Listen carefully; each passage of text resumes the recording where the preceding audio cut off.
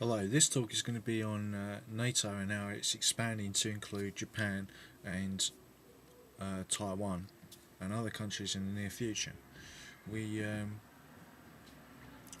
look at NATO as a Western, European, and American venture. That's how it started.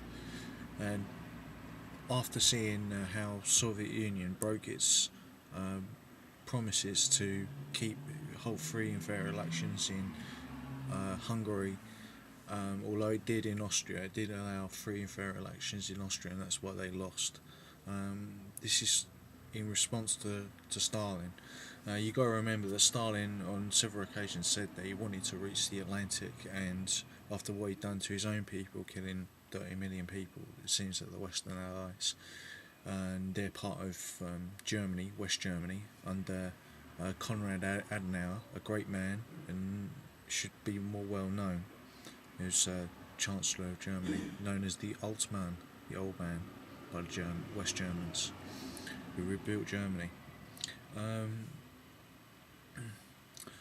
well, so this is the traditional role of NATO, and it has been stared down the Soviet armies uh, through the fallows, through the gap, as the Germans call it.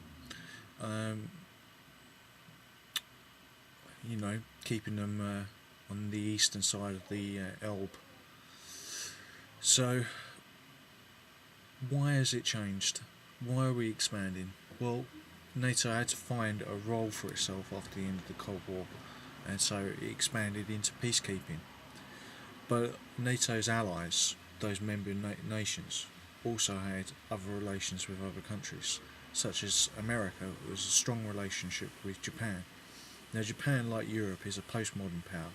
It's a postmodernist, modern nationalist power, whereas Europe is postmodern, regionalist power. Japanese benefited. What do I mean by postmodern?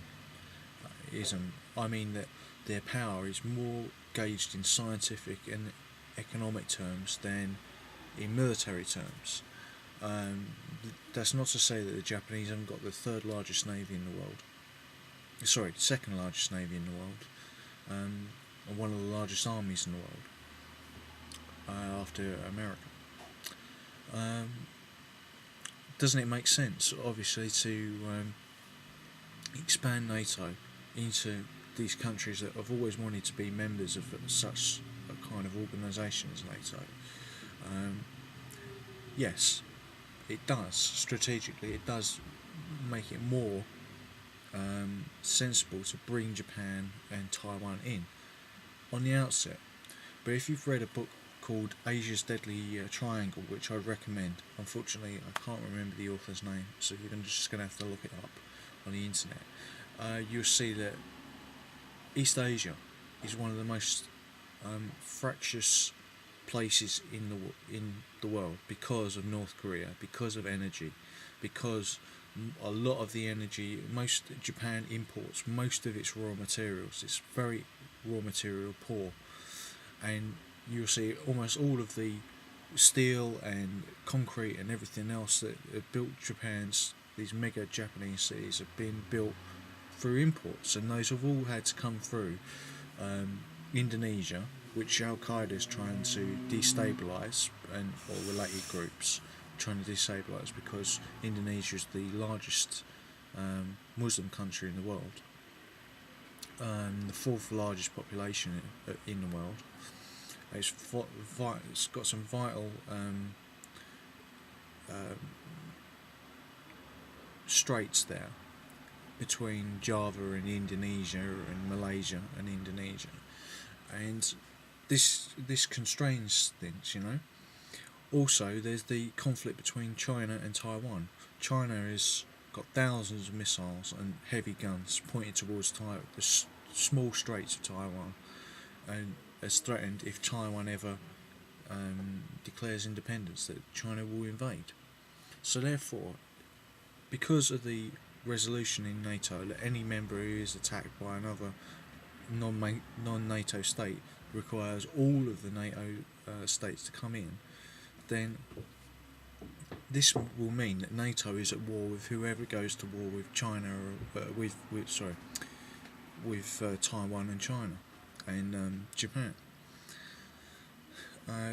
We've seen in Georgia how difficult that promise is to keep, rather than to say whether it is right or wrong to do. Georgia wants to become part of NATO, and although he always puts up the European Union flag behind it, although America basically runs NATO, and that's why the Europeans want their own army and navy separate from the command structure of NATO.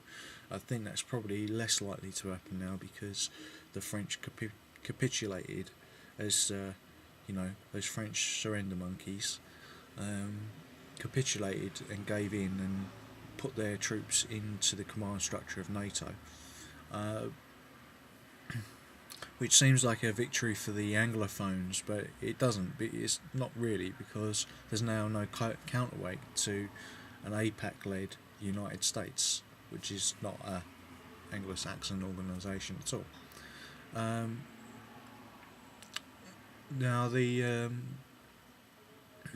if NATO was to increase itself, what about the Commonwealth, the former British Commonwealth, the former British Empire, where India has a lot of ties and England has a lot of ties, because India is a Anglophone as well as Hindi-speaking country. Surely India is going to want to increase its influence in Africa.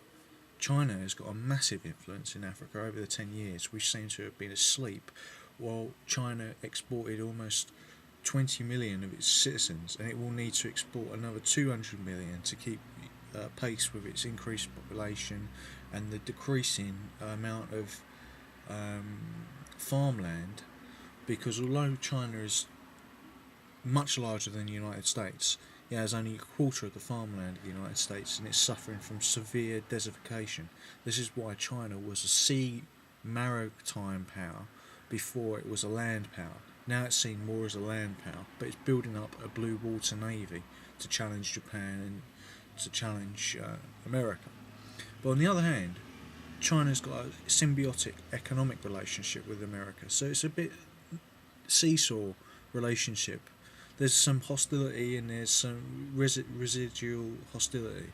So maybe that will be the way to get past this, because there's also other problems. What about the conflict between Israel and Iran? Is NATO going to get sucked into that? Because America at the moment won't realise that Iran is a Central Asian superpower. What other state in the Middle East can raise 1 million soldiers? But they're not just 1 million soldiers. They are trained as guerrilla fighters, an insurgency of millions. And in fact, that's what my next talk will be about: Iran as a superpower. So, do I think it's a good idea that we expand into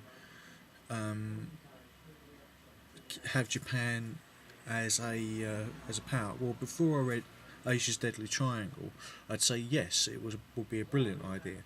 But since it's being pushed by Hillary Clinton, who I actually despise and don't trust at all, I'd say no, it's probably not a good idea, given that I've now read Asia's Deadly Triangle and I know a bit more about it.